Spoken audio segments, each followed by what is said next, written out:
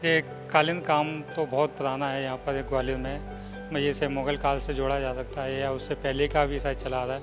यहाँ बताते हैं कि फ़ारसी जो आए थे उन लोगों ने कालीन का काम सिखाए थे यहाँ।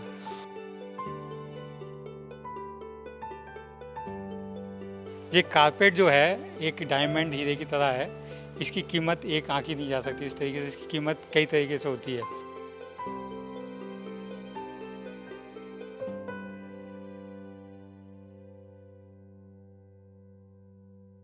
जब देश में कालीनों की चर्चा आती है तो उत्तर प्रदेश के मिर्ज़ापुर का नाम आता है, लेकिन आज मैं ग्वालियर में हूँ। ग्वालियर में भी जो है लंबे समय से कालीन बनते चले आ रहे हैं।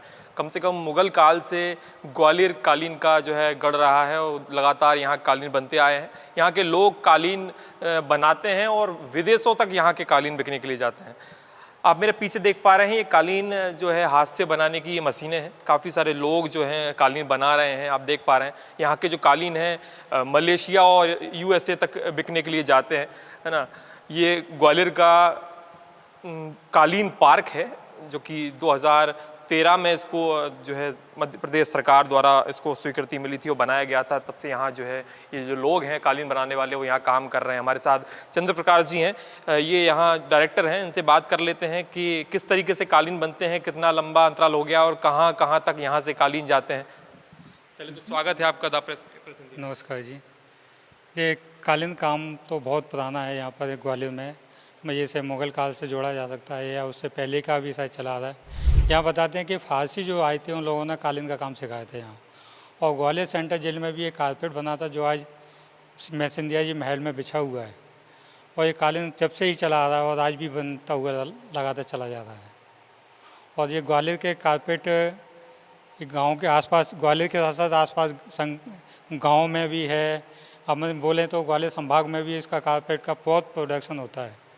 और ये ग्वालियर यहाँ से बनकर देश विदेशों में भी एक्सपोर्ट होता है। किस तरह के कालीन जो है ग्वालियर में बनाए जाते हैं और कब से? क्योंकि सुनने में आता है कि मुग़ल काल में जब जो है मुग़ल ग्वालियर आए थे तब ये कालीन की जो विधि है, बनाने की विधि है, वो प्रक्रिया भी साथ लेकर आए थे और वो तो चले गए, लेकिन जो विधि है और कलाकारी है वो यहीं छोड़ गए।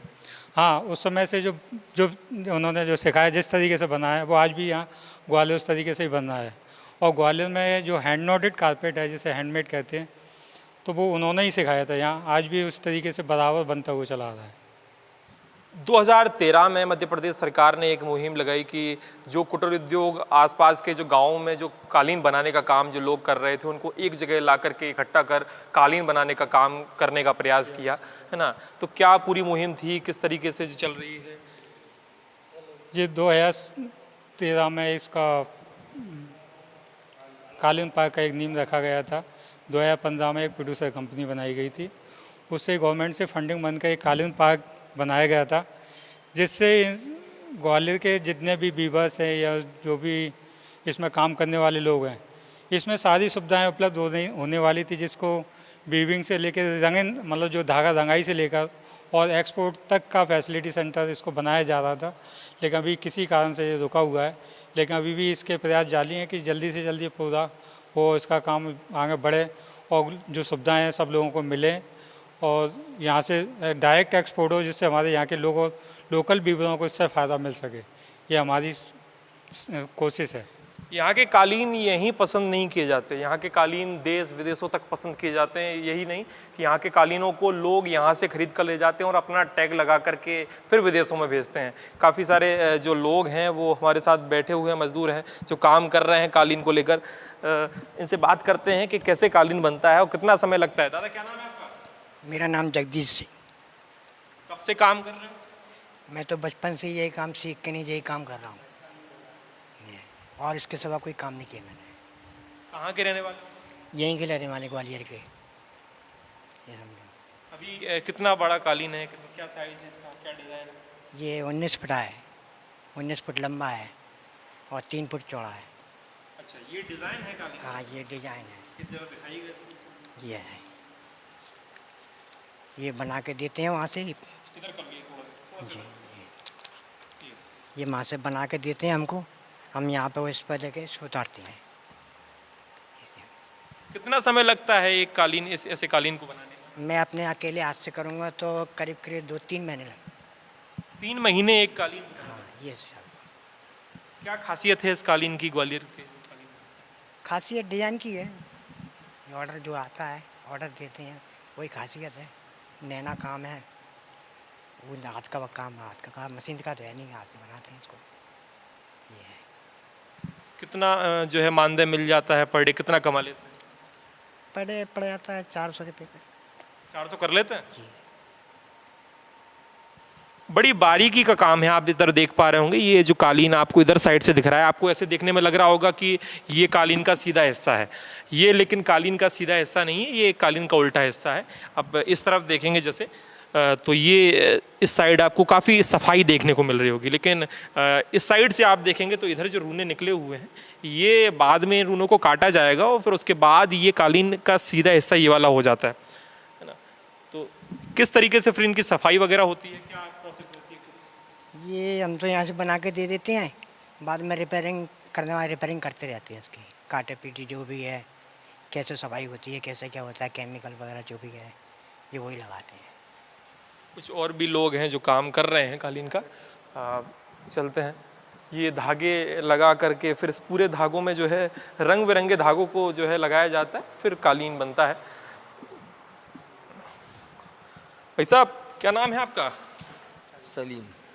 सलीम जी, कितना समय लगता है एक कालीन को बनाने में? 9-12 में लगेगा 2 महीने। 2 महीने? 9-12 के अंदर 2 महीने। वो 5-7 में लगता है 1 महीना। GTM लगता है कालीन। ये कितना बड़ा है कालीन? ये है 5-7। अच्छा, थोड़ा सा हमसे बात कर लीजिए, आप बड़ा फुर्ती में काम कर रहे हैं। मैं चाहूँगा बात कर लें कि ये कालीन जैसे इस साइड से आप बता रहे हैं कि ये साइड से सीधा है, लेकिन इस साइड तो काफ़ी इसमें धागे वगैरह दिख रहे हैं। ऐसा कुछ नहीं, ये अभी बनेगा फिर कटिंग होगी इसकी। ये सीधा है, ये वो उल्टा है। ये साइड से सीधा है। सीधा है। क्या प्रोसेस रहती है, मतलब क्या क्या होगा अब इसका? इसमें क्लिप होगी, कटिंग होगी, इसकी धुलाई होगी, फिनिशिंग होगी, फिर चले जाएगा सीधा। फिर उसके बाद सही हो जाएगा, पूरा सही हो जाएगा। अच्छा, तो ये जो कालीन आपको दिख रहा है फिर इसकी कटिंग होगी, धुलाई होगी, और फिर कई रूने वाले कालीन रहते हैं जो बुलंद कालीन रहते हैं, उनको जलाया भी जाता है ना? जलाया जाता है। हाँ, पीठ से पीठ हम तो बंदे बना के देते, बना के। अब जो काम करना है हमारे सेट करेंगे। अच्छा, आपका काम कितना है? अपना बनाने का काम है खाली। आप कब से कम काम कर रहे हैं? मैं इसको होंगी 40 साल से ऊपर हो गई मुझे। अच्छा, 40 साल से ऊपर हो गई, मैं 42 साल हो गई मैं काम करते। किससे सीखा था काम? अपने पापा से। आपके पिताजी भी यही काम करते थे? पिताजी, माताजी, भाई, परिवार पूरा करता है मेरा काम। अभी भी करता है? अब तो क्या छोड़ दिया है, सब मैं कर रहा हूँ, मेरी घरवाली करती है, मेरी बच्ची स्टैंड बोता कारपेट फूलबाग पे, वहाँ से काम कर रहा है। अच्छा, बहुत पुराना काम है ये। तो आप पहले कहाँ काम करते थे? फूलबाग पे? हाँ, करा मैं स्टैंड में काम, वहाँ भी करा, फिर अपने बंद हो गई फैक्ट्री पे, अपने घर पे करा अपने। फिर यहाँ पे आ गए सेठ जी के माँ, यहाँ कर रहे हैं 15 साल से। बड़ा बारीक काम है, देख पा रहे हैं। अब ये मशीनें जो आप देख पा रहे हैं, इनमें इससे टाइट किया जाता है। ये थोड़ा सा मैं चाहूँगा इसकी अब विधि बताएं, कैसे इसको टाइट किया जाता है? ये इसका बेस होता है, ये कारपेट बनाने का जो कॉटन, इसको जो बेस, जैसे इसको बार बोलते हैं, ताना बोलते हैं। ये ताने को टाइट जब तक होगा नहीं ना, जब तक इसको नोटिंग नहीं हो सकती। चाहे है अपने हैंडलूम में भी देखते हैं, जैसे अपने उसमें बार भी डलता है तो उसको भी कसा जाता है। इसलिए इसमें भी जंजीर जो लगी है, इसको कसाव देने के लिए लगी हुई है। इसलिए कसाव होगा तो एक नौ कारपेट बन सकता है, नहीं तो कारपेट बन ही नहीं सकता, इसमें नोटिंग नहीं हो पाएगी। ग्वालियर के कालीन को GI टैग मिला हुआ है, तो GI टैग क्यों मिला है ग्वालियर के कालीन को? क्योंकि और भी जगह देश में कालीन बनते हैं, है ना? क्या खासियत है ग्वालियर के कालीन की? नहीं, GI टैग मिलने का कारण ये कि आजकल मशीनी मेड भी कारपेट आ गए हैं, तो एक इसकी पहचान हैंडमेड बन के रहे। इसका जो GI टैग का मतलब भोलों की जो मतलब पहले से जो बनता हुआ आ रहा है, उस तरीके कारपेट हैंडमेड है, इसलिए उसको GI टैग मिला है, नहीं तो मशीन मेड को कहाँ GI टैग मिल सकता था। अच्छा जी। तो कितना आपने इन्हें बताया, 2-3 महीने एक कालीन को बनने में लग जाते हैं, फिर इस कालीन की प्रोसेसिंग में कितना समय जाता है? क्योंकि इसके बाद भी काफ़ी प्रोसेस है। ये कारपेट में साइज़ में डिपेंड करता है, साइज़ जितना बड़ा होगा उतना टाइम ज़्यादा लगेगा, और प्रोसेसिंग में कम से कम 10 से 15 दिन लगते हैं इसके। इसमें पहले यहाँ से बनने के बाद जाएगा तो वॉशिंग में जाएगा। वॉशिंग में इसमें 3-4 स्टेप होंगे, जैसे कारपेट की क्लिपिंग होगी, बैक साइड जलेगा, फिर तो वॉशिंग में जाकर ने कास्टिंग ब्लीचिंग जो हैवी केमिकल होते हैं वो डलते हैं इसके अंदर। वहाँ से जब धुलने के बाद आएगा तो फिर इसका स्टिचिंग होगा, फिर इसके साथ में बाइंडिंग होगी और उसमें भी और साथ जो भी इसकी फिनिशिंग के सारे कार्य इसमें जब फाइनल में जाएगा। अच्छा, जी, उसके बाद फिर ये बिकने के लिए बिकने तैयार। के लिए तैयार होगा। वहाँ भी उससे पहले चेक किया जाएगा ये बिकने लायक है या नहीं है, तब फाइनल हो जाएगा कि यहाँ बिकने लायक है तो ये बिकने के लिए जाएगा। अभी तक कितना बड़ा आपने कालीन, सबसे बड़ा कालीन बनाया है? मैंने अपने अभी जो कालीन मेरा जो बनाया था उसको 22 बाई 22 मीटर फिट का बोल सकते हैं, जो मैंने करीबन 2016 में बनाया था। और मैं श्योर तो नहीं है कहाँ, लेकिन मुझे जो बताया गया था वाइट हाउस के लिए गया था बन के, और वाइट हाउस से फिर वो वापस आके फिर दूसरी कंट्री के लिए चला गया था वो। व्हाइट हाउस के लिए गया था बन के। जी हाँ। तो ये तो थी जो है प्रोसेस के कालीन आखिर बनते कैसे हैं, कि ये मशीनें जो लगी हुई हैं इनमें धागे लगा करके फिर इस पर कालीन बनाया जाता है और वो फिर प्रोसेसिंग में जाता है, धुलता है, उस पर जलाया जाता है, उसको साफ़ किया जाता है। अब ये कालीन बनने के बाद दिखता कैसा है, इसको दिखाने के लिए हम चलते हैं ऊपर, क्योंकि नीचे की मंजिल पर जो है काम चलता है, कालीन बनते जो बनाए जाते हैं उसका काम नीचे चलता है। फिर ये कालीन जो है बनकर तैयार होकर ऊपर की मंजिल पर जाते हैं, वहाँ आपको दिखाते हैं कि आखिर कालीन ये दिखते कैसे हैं और बनकर लगते कैसे हैं। अब जो मैं खड़ा हूँ वो सारे कालीन हैं, ये पर्शियन डिज़ाइन पर जो है ग्वालियर में कालीन तैयार किए गए हैं। आप नीचे देख पा रहे हैं कि इन पे सब कालीनों पे जो है फूल पत्तियाँ बनी हुई हैं। क्या खासियत होती है इन कालीनों की, हम बात कर लेते हैं। क्या कुछ खासियत रहती है इन कालीन की, क्योंकि बाहर भी बहुत से देशों में और कई भारत में भी कई प्रदेशों में, उत्तर प्रदेश में कितने कालीन बनते हैं और भी जगह कई कालीन बनाए जाते हैं। जो इंडिया के अंदर कारपेट का जो काम आता है, जो फारसी टाइप लोग लेके जो आए थे, उन्होंने सब जगह तकनीक तो एक ही बनाई थी। और जो पर्शियन बोलते हैं तो फारसी से ही शुरू हुआ था, एक पर्शियन नाम इसका कारपेट का। ये डिज़ाइन का नाम है पर्शियन, बुखारा डिज़ाइन है। बुखारा बाहर का नाम था, एक स्टिकर जो बुखारा नाम से भी कारपेट के नाम से, कुछ बाहर जैसे अपने अपने जो डिज़ाइन देते हैं उस नाम से भी फेमस हुए। पर्शियन डिज़ाइन भी है, कासान डिज़ाइन भी है, मुग़ल गार्डन डिज़ाइन, ऐसे कई नाम से चलता था कारपेट। और आज भी उसी से जो भी डिज़ाइन चल रहे हैं उसी हिसाब से चल रहे हैं। ये अभी हम कारपेट पे जिस पे खड़े हैं ये कितने बाई कितने का है और इसकी रेंज क्या होगी लगभग बाहर की मार्केट में, आउट ऑफ इंडिया और इंडिया में? ये इस तरीके से पर्शियन डिज़ाइन है एक तरीके से इसको, और गुलाब गार्डन भी कह सकते हैं, उसमें गुलाब के फूल भी बने हुए हैं। और इसकी कॉस्ट बाहर डॉलर में होती है, जो आसपास करीब मान के चले तो $1000 के आसपास होगी।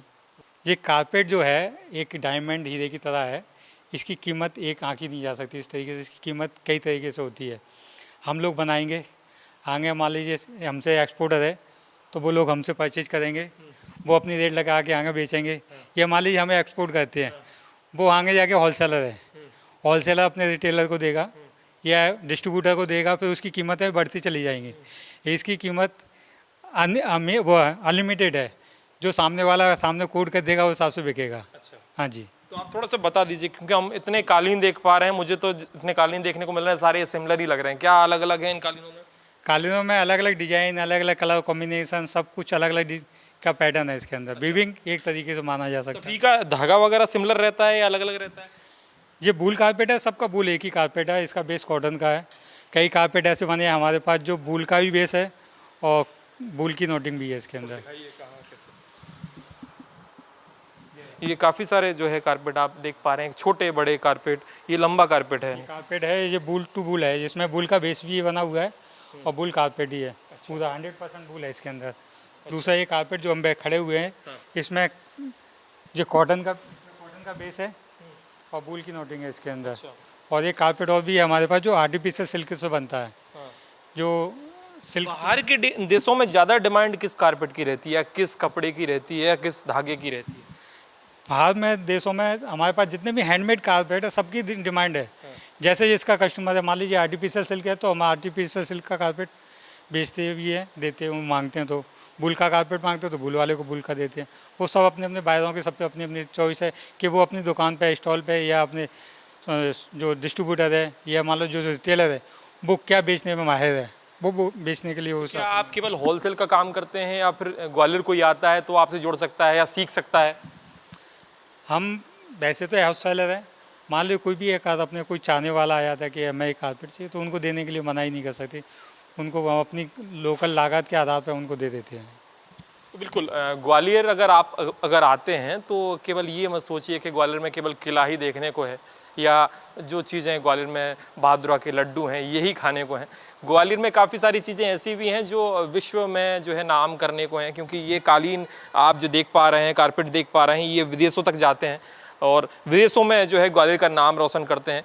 ग्वालियर के जेल में जो है जयविलास पैलेस में जो काफ़ी बड़ा जो हॉल में एक ही पीस का कारपेट बिछा हुआ है ना, तो वो कारपेट जो है ग्वालियर के जेल में बनाया गया था।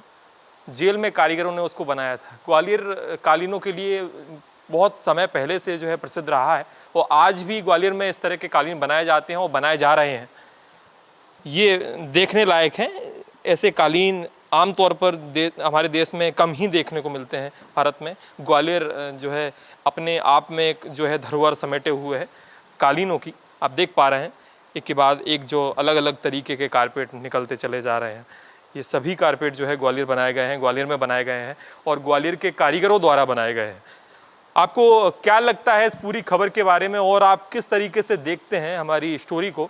और अगर आपको ये स्टोरी पसंद आती है तो लाइक करिए, सब्सक्राइब करिए और कमेंट सेक्शन में बताइए कि हम आपके लिए और क्या बेहतर लेके आ सकते हैं। द प्रेस हिंदी के लिए कैमरामैन विजय के साथ मैं सूर्य प्रताप सिंह, ग्वालियर से।